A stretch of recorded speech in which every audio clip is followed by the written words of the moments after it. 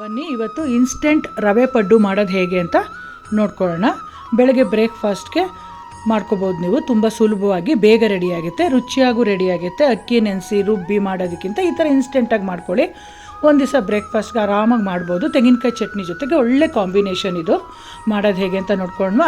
ಒಂದು ಪ್ಯಾನ್ ಇಟ್ಬಿಟ್ಟು 2 tea spoon oil ಹಾಕಿ ಒಗ್ಗರಣೆಗೆ ಸಾಸಿವೆ, ಕಡಲೆಬೇಳೆ, ಉದ್ದಿನಬೇಳೆ, ಒಂದು 1/4 ಟೀ ಸ್ಪೂನ್ ಇಂಗು, ಒಂದು 1/4 ಟೀ ಸ್ಪೂನ್ ಅರಿಶಿನ, ಸಣ್ಣದಾಗಿ ಹೆಚ್ಚಂಥ ಕರಿಬೇವಿನ ಸೊಪ್ಪು, ಒಂದು ಸ್ವಲ್ಪ ಗೋಡಂಬಿ, ಸಣ್ಣದಾಗಿ ಹೆಚ್ಚಂಥ ಶುಂಠಿ ಮತ್ತು ಈರುಳ್ಳಿನೂ ಅಷ್ಟೇ 1ರಿಂದ 2 ಸಣ್ಣದಾಗಿ ಹೆಚ್ಚಿ ಚಾಪರಲ್ಲಿ ಹಾಕಿದ್ದೀನಿ. ಮತ್ತು ಇಲ್ಲಿ ಮೆಣಸು ಮತ್ತು ಜೀರಿಗೆನ 1 ಟೀ ಸ್ಪೂನು ಕುಟ್ಬಿಟ್ಟು ಹಾಕಿದ್ದೀನಿ. ತುಂಬ ರುಚಿ ಚೆನ್ನಾಗಿರುತ್ತೆ. ಇಲ್ಲಿ ನಾನು 1.5 ಕಪ್ಪಷ್ಟು ಚಿರೋಟಿ ರವೆ ತೊಗೊಂಡಿದ್ದೀನಿ.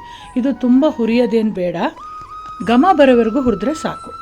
ಸ್ವಲ್ಪ ಹುರಿದ ಮೇಲೆ ಕಲರ್ ಚೇಂಜ್ ಆಗಬಾರ್ದು, ಆ ಥರ ನೋಡ್ಕೊಳ್ಳಿ. ಹುರಿದ ಮೇಲೆ ಸಣ್ಣದಾಗಿ ಹೆಚ್ಚಂಥ ಅಂದರೆ ತುರಿದಂಥ ಕ್ಯಾರೆಟು 1ರಿಂದ 2 ಹಾಕ್ಕೋಬೋದು, ಕೊತ್ತಂಬರಿ ಸೊಪ್ಪು ಎಲ್ಲ ಸೇರಿಸ್ಬಿಟ್ಟು ಒಂದು ಬೇಸನ್ಗೆ ಟ್ರಾನ್ಸ್ಫರ್ ಮಾಡ್ಕೊಳ್ಳಿ.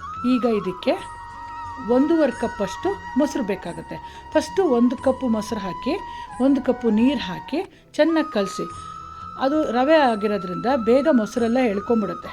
ಆಮೇಲೆ ಇನ್ನು ಸ್ವಲ್ಪ ಮೊಸರು ಸೇರಿಸ್ಬಿಟ್ಟು ಫ್ಲೋಯಿಂಗ್ ಕನ್ಸಿಸ್ಟೆನ್ಸಿಗೆ ರೆಡಿ ಮಾಡಿ. ಆವಾಗಲೇ ಪಡ್ಡು ಸ್ಟ್ಯಾಂಡಲ್ಲಿ ಹಾಕಲಿಕ್ಕೆ ತುಂಬ ಸುಲಭವಾಗಿ ಆಗುತ್ತೆ. ಈಗ ಒಂದು 10 ನಿಮಿಷ ಇದು ನೆನಿಲಿಕ್ಕೆ ಬಿಡಿ. ಇದು ನೆನೆಯಷ್ಟೊತ್ತಲ್ಲಿ ನಾವು ಇದಕ್ಕೆ ಚಟ್ನಿ ರೆಡಿ ಮಾಡ್ಕೊಳ್ಳೋಣ. ಸಿಂಪಲ್ ಚಟ್ನಿ. ತೆಂಗಿನಕಾಯಿ 1 1/4 ಕಪ್ಪು, 3ರಿಂದ 4 ಸಾಂಬಾರು ಈರುಳ್ಳಿ, ಖಾರಕ್ಕೆ ಎಷ್ಟು ಬೇಕೋ ಅಷ್ಟು ಹಸಿಮೆಣಸಿಕಾಯಿ ಹಾಕ್ಕೊಳ್ಳಿ, 2ರಿಂದ 3 ಹಾಕ್ಕೊಳ್ಳಿ, ಮತ್ತು 1 ಇಂಚ್ ಶುಂಠಿನ ಸಣ್ಣದಾಗಿ ಹೆಚ್ಚಿಬಿಟ್ಟು ಒಂದು 1/4 ಕಪ್ಪಷ್ಟು ಹುರ್ಗಡ್ಲೆ, ರುಚಿಗೆ ತಕ್ಕಷ್ಟು ಉಪ್ಪು ಸೇರಿಸ್ಬಿಟ್ಟು ಒಂದು ಚಿಟಿಕೆ ಹಿಂಗೆ ಹಾಕಿದ್ದೀನಿ ಘಮ ಬರೋದಕ್ಕೋಸ್ಕರ. ನಾನಿಲ್ಲಿ ನೀರು ಹಾಕಿ ರುಬ್ತಾ ಇಲ್ಲ, ಮೊಸರು ಹಾಕಿ ರುಬ್ತಾ ಇದ್ದೀನಿ. ಒಂದು 1/4 ಕಪ್ಪಷ್ಟು ಮೊಸರು ಹಾಕ್ಕೊಳ್ಳಿ, ತುಂಬ ಚೆನ್ನಾಗಿ ಬರುತ್ತೆ ಟೇಸ್ಟು. ಈಗ ಚಟ್ನಿ ರೆಡಿಯಾಗಿದೆ, ಹಿಟ್ಟು ಕೂಡ ನೆಂದಿದೆ. ಈಗ ಪಡ್ಡು ಮಾಡ್ಕೊಳ್ಳೋಣ. ಮಾಡೋದಕ್ಕೆ ಮುಂಚೆ ಒಂದು 1/4 ಟೀ ಸ್ಪೂನಷ್ಟು ಅಡುಗೆ ಸೋಡಾ ಸೇರಿಸಿದ್ದೀನಿ. ಸೋಡಾ ಬಂದು ಆಪ್ಷನಲ್ಲು, ಹಾಕಿದ್ರೆ ಚೆನ್ನಾಗಿ ಬರುತ್ತೆ, ಹಾಕಲಿಲ್ಲ ಅಂದರೂ ಚೆನ್ನಾಗೇ ಬರುತ್ತೆ, ಅದು ನಿಮ್ಮ ಚಾಯ್ಸು.